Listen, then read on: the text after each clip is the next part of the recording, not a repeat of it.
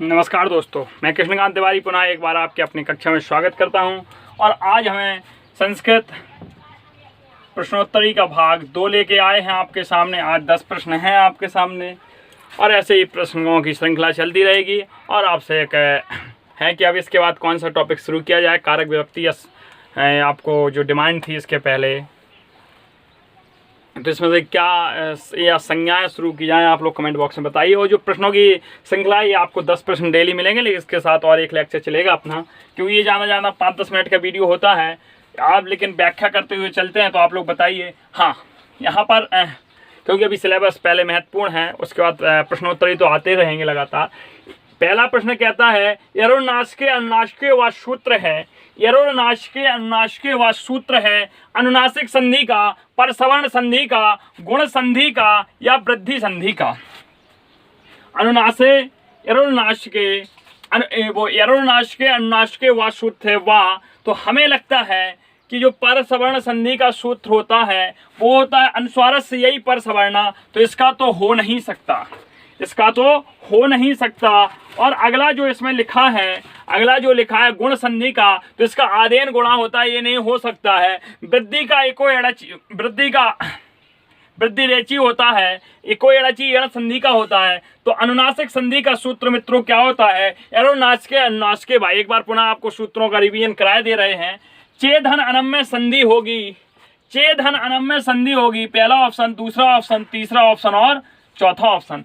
चैनम, शायनम, चैनम, चीनम। हम इसका आंसर आपको बता दे रहे हैं, लेकिन आपको बताना है कि इसमें संधि कौन सी होगी। तो संधि युक्त पद लिख दिया इसने, चेधन अनम्य संधि युक्त पद होगा, ऐसा लिखना चाहिए था, संधि युक्त पद।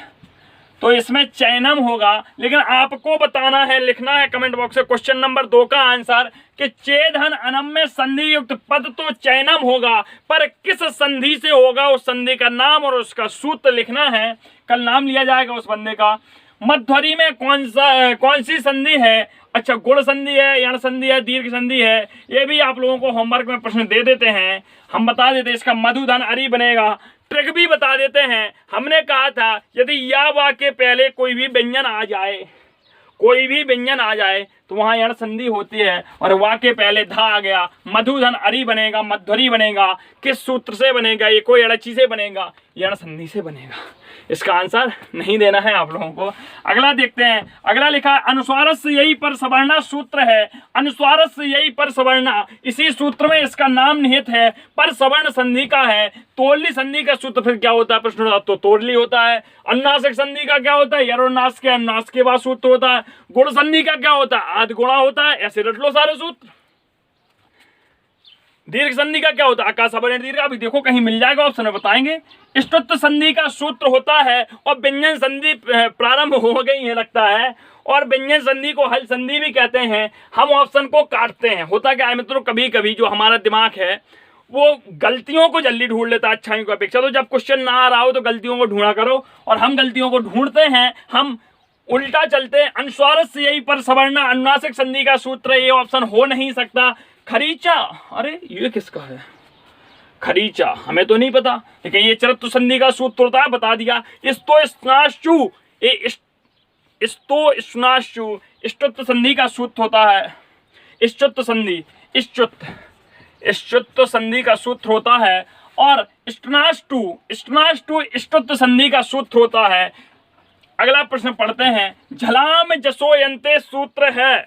पदांत जसत, अपदांत जसत, पदांत जसत, अपदांत जसत, जसत और चरत।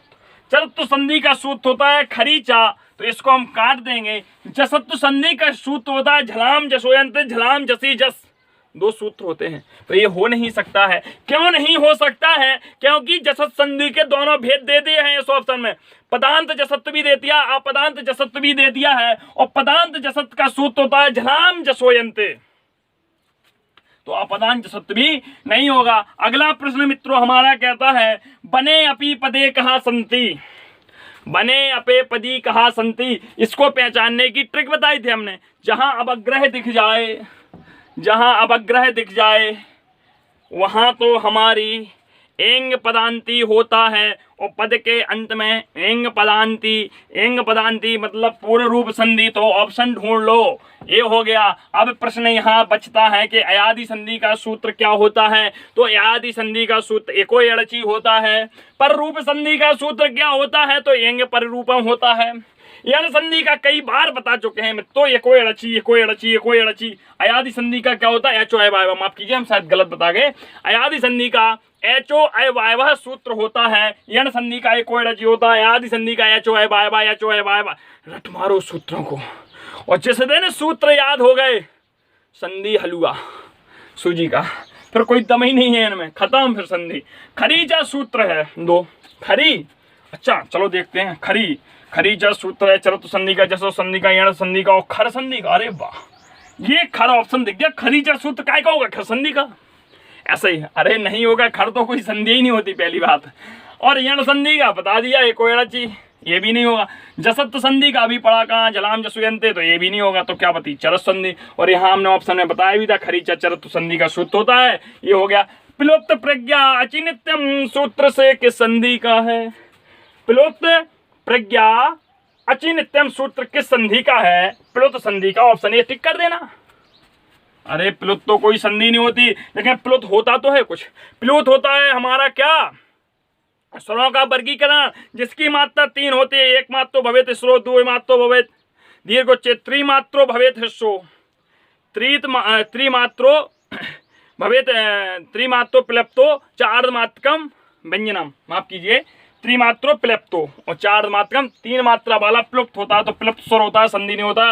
अच संधि, अरे राम राम राम राम, प्लित प्रज्ञा अच संधि तो 8 होती हैं। अब किस संधि का सूत्र है, तो ये काट दो।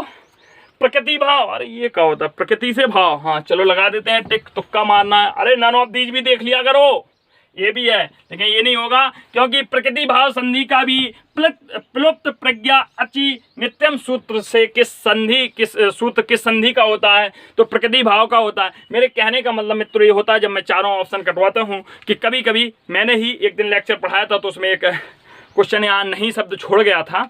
तो ये माइनर मिस्टेक जो आज होती हैं हमसे, ये मिस्टेक्स हमारी एग्जाम में ना हो, इसके लिए अभी से हम बड़े ध्यान से सूत्र क्वेश्चन को पढ़ें, चारों ऑप्शंस को पढ़ें। भले उसमें नन ऑफ दीज लिखा है, इनमें से कोई नहीं लिखा, लेकिन हमें हमारा खूब आंसर पता है। हम प्लुत प्रज्ञा पढ़ते ही सीधा प्रकृति भाव टिक कर सकते थे, लेकिन हमें पढ़ने का तरीका यही होता है, जब भी हम ऑप्शन पढ़ रहे हों, कि प्रत्येक ऑप्शन की हमें बारीकी से पता होना चाहिए। हाँ 1-2 ऑप्शन छूट जाते हैं, नहीं होता पता तो छोड़ दो, पर कोशिश करो कि प्रत्येक ऑप्शन पर हमें ज्ञान आना चाहिए। एक बार देखो, यहाँ हमने पढ़ा अनुनासिक संधि का, अनुनासिक अनुनासिक, परसवर्ण संधि का पढ़ा हमने, अनुसार से यही परसवर्ण, गुण संधि का पढ़ा आदीन गुणा, वृद्धि संधि का पढ़ा क्या, वृद्धि रेची।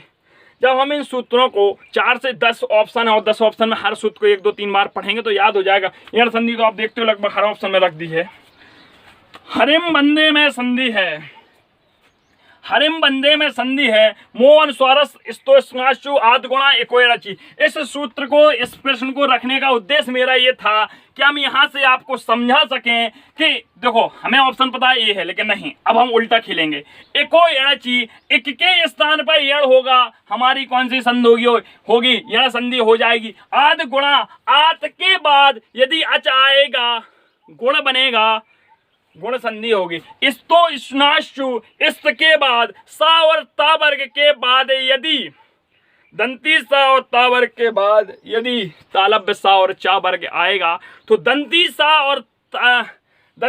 और ता वर्ग हमारा तालब्य सा और चा वर्ग में बदल जाएगा। ये हमारा इस्तो स्नाश होता है। मोह अनुस्वारस हरिम बंदे में संधि होगी। क्यों होगी, क्योंकि निश्चित ये पद ऐसा लिखा रहा होगा, हरिम बंदे। हमें पता है कि पदम में यदि पद के अंत में यदि अनुस्वार होगा, हरिम बंदे मोह अनुस्वार सूत्र से इस माँ की मकार को हम क्या कर देंगे, अनुस्वार में बदल देंगे। यदि उसके बाद अनुस्वारस हरिम धन बंदे, ये हमारा हो गया, ये हमारी संधि हो गई। और जो आपके सीटेट में कभी कभी प्रश्न आ सकते हैं वो हमने रख दिया। बने अभी पदे कहा संधि, ये प्रश्न टेट में भी आया, तो इसमें ना रहे। कभी कभी हल्की संस्कृत पूछ ली जाती, लेकिन 1-2 क्वेश्चन, एक क्वेश्चन एक बार आया, सब 2017-18 में आया हुआ है। और अब आपको प्रश्नों की श्रृंखला मिलती रहेगी, लेकिन कल से आपको संज्ञाएं देने की कोशिश करूंगा कि संज्ञा लेके आएँ, और साथ में आपको प्रश्नोत्तरी भी देते रहेंगे। वादा किया था कि 100-150 प्रश्न होंगे, तो अभी तो इसके 20-22 प्रश्न हुए हैं। बहुत बहुत धन्यवाद आप सभी मित्रों का।